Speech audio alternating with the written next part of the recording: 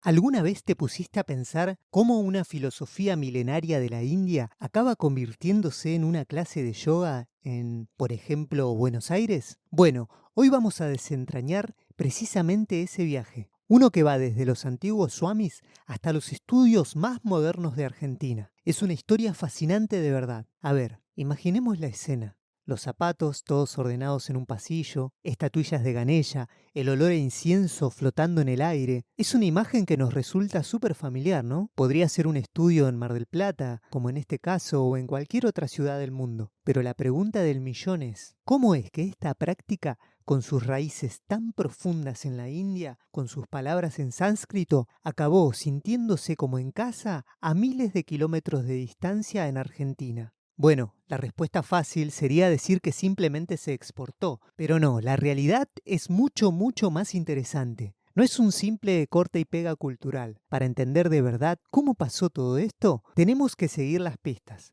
ver el recorrido que hizo. ¿Estamos de acuerdo? Este va a ser nuestro plan. Empezaremos viendo cómo es una clase de yoga hoy en Argentina. Luego viajaremos atrás en el tiempo para ver su debut mundial. Seguiremos su pista hasta Sudamérica. Veremos cómo la cultura de la nueva era lo cambió todo y nos preguntaremos si hablamos de un solo yoga o de muchos. Y para terminar esa gran duda, ¿es una religión o es espiritualidad? Vamos allá. Empezamos con esa escena en Argentina. ¿Por qué un estudio de yoga moderno es más que un gimnasio para hacer posturas? Es un gran lugar donde se mezcla de todo, ejercicio, claro, pero también espiritualidad, símbolos con miles de años de historia y sobre todo un lenguaje muy centrado en el bienestar y la terapia. Y todo esto es el resultado de más de un siglo de intercambios, de reinterpretaciones. Los expertos tienen un nombre para esto: fricción transnacional. Suena complicado, pero la idea es sencilla. El yoga no viajó en una burbuja. Al llegar a nuevos sitios, chocó, rozó, se mezcló con otras culturas, con otras ideas, con otros valores, y ese proceso se transformó muy bien.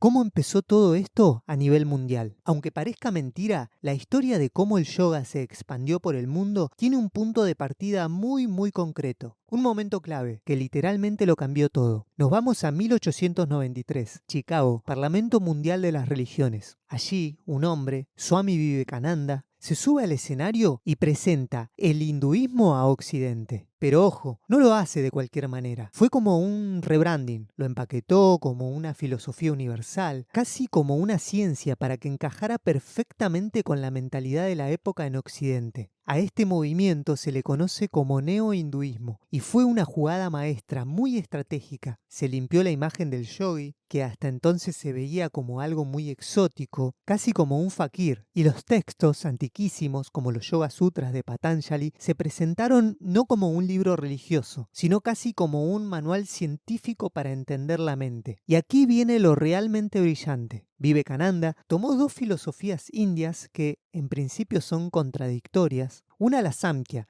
dice que hay que liberar el espíritu de la materia y cómo separarlos. La otra, la Neo-Vedanta, dice todo lo contrario, que hay que unir nuestro yo individual con el universo, con Brahma. Pues él llegó y dijo: no son opuestas, no son dos partes del mismo camino. Increíble, claro. Toda esta mezcla filosófica se tuvo que simplificar para que el público occidental la entendiera. Y de ahí sale esa definición que hemos oído todos mil veces. El yoga es la unión de la mente, cuerpo y espíritu. Pasamos de una metafísica súper compleja a un eslogan perfecto, centrado en el bienestar personal. Y funcionó. Vaya si funcionó. Sigamos. Pero ¿cómo llegó todo esto a Sudamérica? Pues no fue un vuelo directo de la India a Argentina, ni mucho menos. La ruta fue mucho más enrevesada. Hizo una parada muy importante en Europa y desde allí lo llevaron unos personajes clave, unos auténticos intermediarios culturales. Si echamos un vistazo a esta cronología, vemos algo que llama mucho la atención. Los grandes pioneros de yoga en Argentina, gente como Swami Sivananda en la década de 1910 o Asuri Kapilananda en los años 30, no eran indios, eran europeos, un franco argentino y un italiano que habían estudiado en la India. India. Ellos fueron los verdaderos puentes que conectaron esos dos mundos. Y ya en los 80s, el boom, federaciones, revistas, todo. Y para que esta importación funcionara, tuvieron que hacer algunas adaptaciones clave. Figuras como la famosa Indra Devi, por consejo de su propio maestro, tomaron una decisión crucial: quitarle la etiqueta de religión. Lo presentaron como un método para el desarrollo físico y mental, algo laico. Se centraron en los beneficios, en el bienestar, e incluso se apoyaron en famosos para promocionarlo. Una estrategia de marketing en toda regla. Y justo cuando el yoga ya estaba sentado, llegaron los años 60 y 70, y con ellos la contracultura, el movimiento New Age, que fue como echarle gasolina al fuego. Se creó el ambiente perfecto para que el yoga pasara de ser algo de minorías a un fenómeno de masas. Es importante entender esto. La nueva era no inventó el yoga, claro que no, pero sí que le dio, por así decirlo, una nueva lógica para interpretarlo, un nuevo marco de referencia. Fue como instalarle un nuevo sistema operativo. Lo retocó todo hacia el crecimiento personal y la búsqueda de una espiritualidad, al margen de las religiones tradicionales. Y claro, el yoga encajaba ahí como un guante. ¿Por qué? Porque hablaba de conectar mente, cuerpo y espíritu, de buscar la autoridad dentro de uno mismo, en vez de fuera de una iglesia. Hablaba de autonomía, de energías como el prana, y sobre todo le daba un enfoque muy terapéutico, el yoga como herramienta para sanar, para transformarse. Llegamos a un punto clave. Después de todo este viaje, de todas estas adaptaciones y reinterpretaciones, ¿de qué hablamos cuando hablamos de yoga? ¿Existe el yoga en singular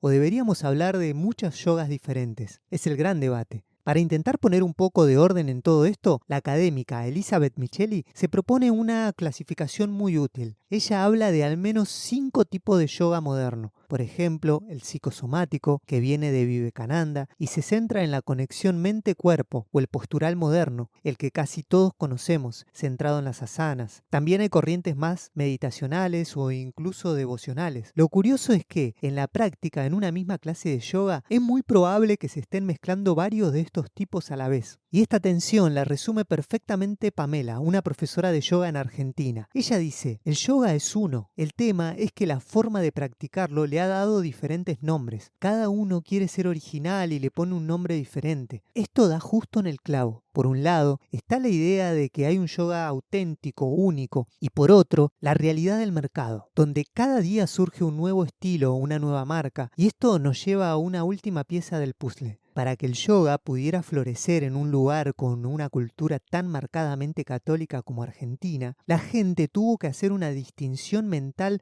muy importante, una línea divisoria fundamental para poder conciliarlo todo. Y no hay mejor forma de explicarlo que con esta analogía de Cristina, una practicante de 50 años. Dice: yo creo que la religión es una cosa y la espiritualidad es otra. Dios es como la AFA, la Federación de Fútbol, y las religiones son como los clubes de fútbol. Es genial, ¿verdad? Lo que quiere decir es que suele tener una conexión directa con lo espiritual, con la federación, sin necesidad de pasar por un club, por una institución religiosa que considera un intermediario. Y esa es la gran diferencia que establecen. La religión es vista como algo institucional, externo, dogmático. La espiritualidad, en cambio, es una búsqueda personal, interna, flexible. Es la diferencia entre ser de un club concreto o simplemente amar el fútbol. Esta idea permite que muchísima gente en Argentina de tradición católica practique yoga y explorar su lado espiritual sin sentir que están traicionando sus raíces o su cultura. Entonces, ¿cuál es la conclusión de todo este viaje? Que el yoga que encontramos hoy en un estudio en Argentina no es para nada una copia descafeinada o imperfecta del original. Es algo nuevo,